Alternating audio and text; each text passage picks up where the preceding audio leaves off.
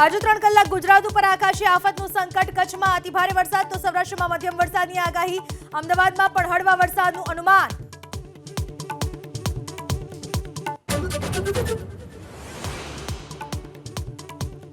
જામનગરમાં પૂર. વસઈ ગામમાં કારમાં ફસાયેલ 2 લોકોનું દિલ ધડક રેસ્ક્યુ.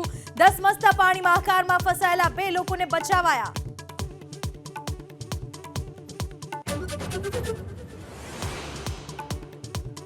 આજે 7 ઇંચ વરસાદથી દ્વારકામાં જળબંબાકાર. ઇસ્કોન ગેટ વિસ્તારમાં પાણીમાં ગરકાવ. ખંભાળિયાની સોસાયટીમાં પાણી ભરાતા લોકોને હાલાકી.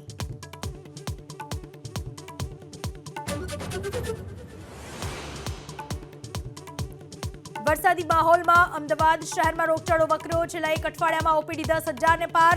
વાયરલ કેસો નોંધાયા 1500 થી વધુ.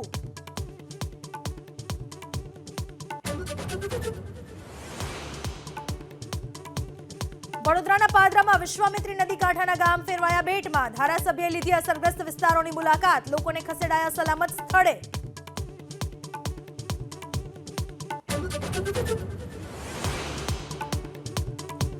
જામનગર ખંભાળિયા માર્ગ જળમગ્ન. ટોલ પ્લાઝા પાણીમાં ગરકાવ. વાહન ચાલકોને ભારે હાલાકી.